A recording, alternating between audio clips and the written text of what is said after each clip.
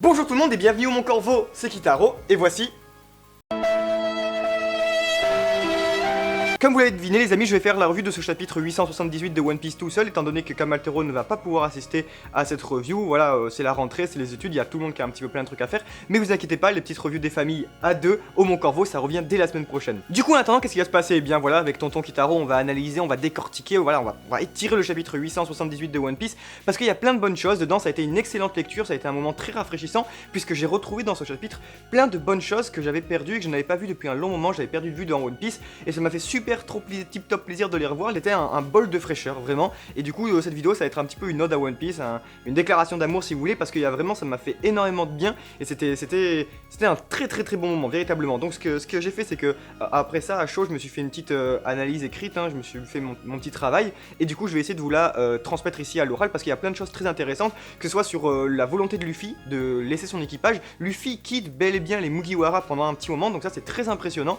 Donc également on a l'apparition de Roger, depuis un très bon... Enfin, ça faisait extrêmement longtemps qu'on n'avait pas vu ce personnage et qui est pourtant une légende vivante. Du coup, c'est absolument... En fait, si vous voulez, ce chapitre, ça fait dresser les poils tout le long. Donc voilà, on a du Luffy qui quitte son équipage, on a du Roger qui revient en pleine forme, c'est absolument fantastique. Ce chapitre est plein de bonnes surprises et on analyse ça tout de suite.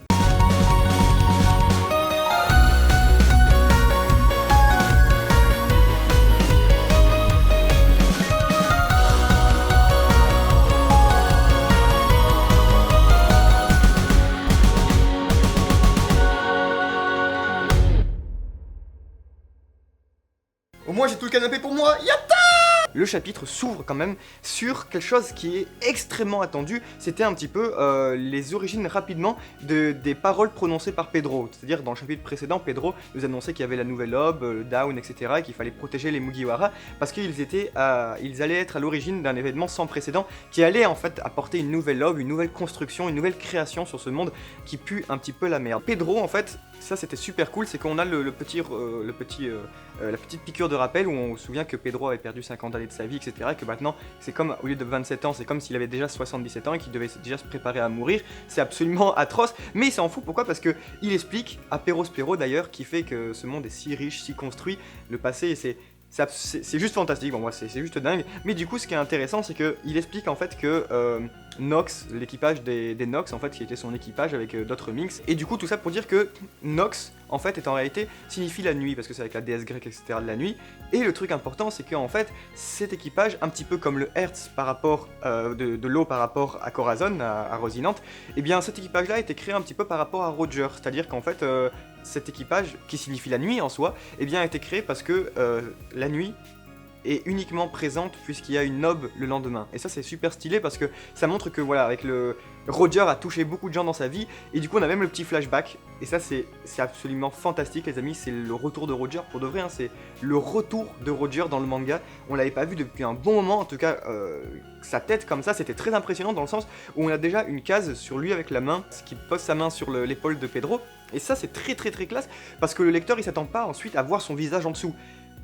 Parce que vraiment, c'est le concept du mysticisme, c'est-à-dire qu'il y a juste sa main comme ça posée sur son épaule, et ça laisse sous-entendre que c'était quelque chose d'éloigné, quelque chose de si ancien, que d'ailleurs même la case, elle est un petit peu, il y a des traits noirs sur le côté qui montrent que voilà, on n'arrive pas bien à distinguer, et pourtant, baf, il y a le visage de Roger à côté, et ça c'est tellement puissant, et puis on voit qu'il est abîmé par le temps, il a vieilli, il lui dit lui-même qu'il lui reste peu de temps à vivre, bref, c'est absolument fantastique, et pour aller plus loin les amis, j'ai constaté dans la petite analyse que Pedro, si vous regardez la tête de Pedro lorsqu'il a ses deux yeux, c'est-à-dire quand il était encore sous l'équipage du Nox, etc., il a exactement le même regard que Roger, et ça c'est vraiment une volonté du mangaka de nous faire transmettre un petit peu la volonté de Roger à travers les différentes personnes qu'il a rencontrées, comme pourrait avoir celle de Luffy. Parce que véritablement c'est le même regard, vous savez, les yeux de Roger c'est un petit peu un dé en fait, enfin bref, vous regarderez, c'est exactement pareil. C'est-à-dire que vous pouvez mettre Pedro qui dit oui mon trésor vous le voulez, ça passe bien.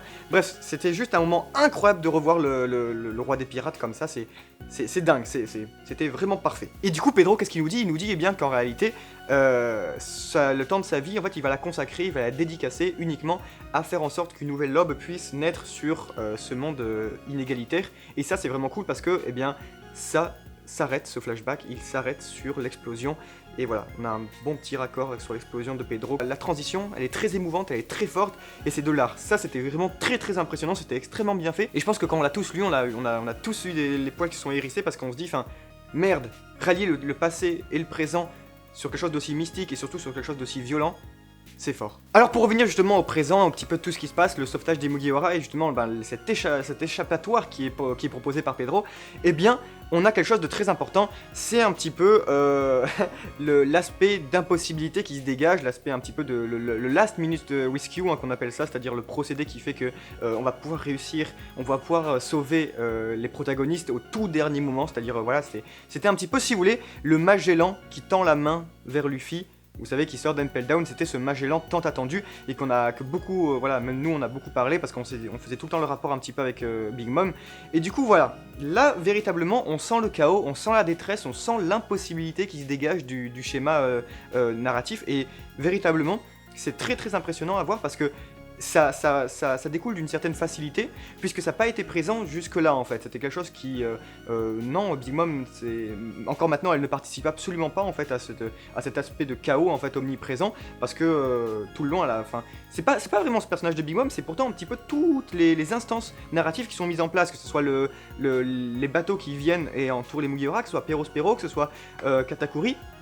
Et pourtant, c'est ça qui est très fort et c'est pour ça que je vous parle juste de simplicité, dans le sens où ça a été juste, on dirait, introduit à ce chapitre et limite un petit peu au précédent, avec le très très bon retournement de situation qu'il y avait avec Perospero qui gérait très bien son fruit pour avoir Brook, etc.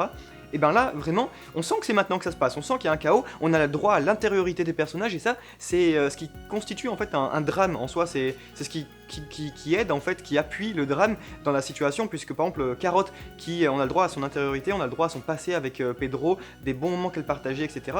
Et ça c'est très intense parce que ça construit un drame, ça construit une sorte de...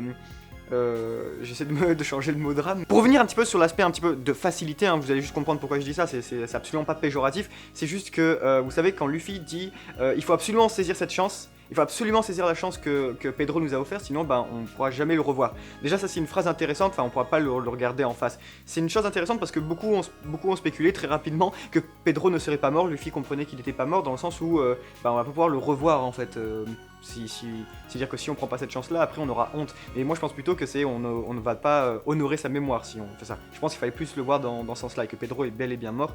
C'est ce que je pense, après on sait pas. Ça sous-entend un petit peu qu'il y a eu une sorte de dernière volonté qui s'est juste dégagée du dernier chapitre à vouloir accélérer les choses mais comme jamais. Et cet arc, eh bien c'est un petit peu le résumé de cet arc. Je pense qu'il y a des chapitres en fait qui ont absolument canonné, là vraiment ils ont frappé l'arc tellement violemment. Peut-être le 862, un truc comme ça, je sais plus, ou 59, mais autrement c'était un petit peu un calme plat comme ça, et puis des fois voilà c'était fracturé de très bons chapitres et très rapides, et celui-ci il en fait partie, c'est très impressionnant, et puis il se débouche sur en fait la dualité Luffy-Katakuri que beaucoup attendaient, et cette dualité déjà elle se crée par sous trois sous-lectures en fait. La première c'est celle du faciès, hein, c'est-à-dire que c'est très impressionnant de voir Luffy et Katakuri qui sont dessinés en fait les seuls un petit peu personnages qui sont en colère en fait, qui sont mécontents et qui du coup se créent un parallèle avec les traits, vous verrez au niveau des dessins, ça c'est purement plastique parce que c'est juste au niveau des dessins, ils se font écho en fait, c'est-à-dire que les deux dessins se font écho tout au long du chapitre et on a l'impression qu'ils communiquent entre eux. Alors que toute la situation est en train de se dérouler sur le Last Minute Rescue, etc. Les deux personnages communiquent à travers les dessins, les formes et on comprend que quelque chose va se dérouler. Et ça c'est fort parce que, c'est-à-dire de manière formelle, le mangaka il annonce qu'il va se passer quelque chose sur les deux personnages, donc ça c'est super cool. On a une deuxième sous-lecture, c'est au niveau des dialogues, c'est-à-dire que directement on a un jeu qui est engagé entre Luffy qui prétend être le capitaine et qui a fait hérisser les poils de tout le monde, c'est-à-dire que c'est Luffy qui assure qu'il est le capitaine de son navire, c'est la plus belle chose qui arrive dans ce manga, c'est tellement incroyable les amis, moi j'étais en larmes devant le chapitre, hein, pour de vrai c'était tellement beau, et Katakuri qui dit, et ça c'est super stylé parce qu'encore une fois, le monde de One Piece il te dit, oui c'est shonen, qu'est-ce qu'il y a, oh je suis le capitaine, etc. et tout, non, il te ramène à la réalité, et te dit, et ça c'est ça qui est puissant parce que moi c'est ce que j'avais envie de voir dans One Piece, et je faisais allusion en introduction, c'est que j'avais pas vu ça depuis longtemps, c'est-à-dire quand il y a un méchant qui est peut-être un peu plus fort que toi Luffy, et ben il a le droit de te dire, ouais t'es le capitaine, que si t'arrives à me faire descendre, et ça, c'est tellement classe, c'est tellement frais, c'est tellement puissant, c'est pas le vieux shonen qu'on n'a pas envie de voir avec le personnage principal, le protagoniste qui nique tous les antagonistes, c'est vraiment nul. Et là, putain, ça fait stresser, on est vraiment dans le mal, on sait que Katakuri c'est une énorme pointure et du coup on craint pour Luffy. Et ce duel, il va s'apprêter à être extrêmement serré. Un dernier petit point sur le Last Minute Rescue, c'est-à-dire que voilà, c'est vraiment, mais là c'est même pire que Magellan dans le sens où, eh bien, c'est plus la main, mais c'est la bouche en fait qui mange le bateau et du coup c'est quelques secondes, c'est quelques centimètres qui séparent en fait les Mugiwara, le salut en fait des Mugiwara et leur défaite, leur mort. Et bien ça c'est cool parce que c'était intense, c'était tellement intense, et ça c'était vraiment super bien. Autrement, on a on note quand même que Big Mom a bel et bien mangé le Sunny. Hein. Vraiment, elle le dévore. Hein. Il y a une case, c'est clair et net, elle a bien dévoré. Et du coup, c'est quand même voilà, on verra. Peut-être qu'ils vont regarder ça avec mélancolie, ils vont se dire putain, et ça c'est cool parce que avec la mort de Pedro, avec le bateau qui est dévoré comme ça en partie, ils vont dire ben. Bordel, c'est bien, ça laisse des traces, ça laisse des cicatrices de toucher un empereur, donc c'est bien. Mon coup de cœur personnel de ce chapitre, c'est véritablement la vision de Nami qui pense revoir Pedro se relever alors que c'est Pierrot Spiro. Et là, j'ai su à ce moment précis que c'était un chapitre absolument fantastique. Parce que ça, les amis, c'est tellement classe de faire ça, et surtout en fait dans la manière où quand il se relève, Pierrot Spiro il est dans le mal, et ça c'est tellement intense, parce qu'on voit la peur de Nami, on voit qu'il y a tout qui est, elle est véritablement effrayée, et ça retranscrit l'intériorité des personnages, parce que elle a peur, mais vraiment elle se dit putain ce qui est en train de se passer c'est dur, Pedro il s'est sacrifié pour rien limite, et pourtant Pierrot Spiro il s'élève, il insulte Pedro, la mort de Pedro, et puis on dirait qu'il a le bras coupé, on sait pas, on comprend rien, il saigne, c'est horrible, c'est macabre, et pourtant enfin, je sais pas, ils sont debout, c'est l'ennemi qui est debout, et là il y a vraiment de quoi avoir peur, et ça c'est très très impressionnant. On arrive un petit peu sur le dernier point du chapitre qui est un peu le plus intéressant, j'imagine, c'est du coup la confrontation entre Luffy et Katakuri, et Luffy qui va donc quitter les Mugiwara pour on ne sait combien de temps. Alors on a un Luffy pas très serein, c'est quand même important de dire ça, c'est que dans cette situation, dans ce qu'il fait, Luffy normalement il est très tête brûlée, mais pourtant là on remarque que même sur la case il est pas très très serein dans ce qu'il fait, il a un petit peu la goutte sur la joue comme ça, du coup en prenant Katakuri et en décidant d'affronter son ennemi, en laissant ses coéquipiers partir, on a un Luffy qui est pas tellement sûr de lui mais qui pourtant va rapidement le devenir dans quelques secondes. C'est très intéressant parce que ce qui est en train de se passer, Eiichiro Oda a absolument tout défoncé les codes de son arc. On a l'impression que Luffy interagit dans le manga et qui pousse ce dernier dans une sorte de chute vertigineuse que le mangaka n'arrive pas à contrôler. Vous voyez ce que je veux dire? Et ça c'est très classe, on dirait que c'est Oda qui regarde ses planches et qui dit oula, mais qu'est-ce que t'es en train de faire, Luffy, s'il te plaît? Non, mais moi j'étais juste en train de finir mon arc là. Vous savez, limite, il a pas de crédit le mangaka parce qu'on a envie de dire que c'est véritablement Luffy qui a sauvé la fin de cet arc. Capitaine Luffy au chapeau de paille face à Katakuri qui se relève. Et là, Luffy, qu'est-ce qu'il fait? Il brise le miroir. Et c'est impressionnant comment c'est la maturité du capitaine, les choix du capitaine, de Luffy. Les gars, Luffy au chapeau de paille. Et là, c'est très très intense. Parce que ça dépasse tout ce qui est du combat, on s'en fout. C'est juste la décision qui a été prise. Et les dessins, les traits, tout ce qui est gravé sur ce moment, c'était absolument dantesque. Mais vraiment, c'est là où véritablement c'est un maître. C'est-à-dire que c'est un véritable maître Eiichiro Oda dans l'art d'écrire un manga parce que c'est juste de la folie. Voilà les amis pour cette review de chapitre, j'espère que c'était un bon petit truc à faire ensemble.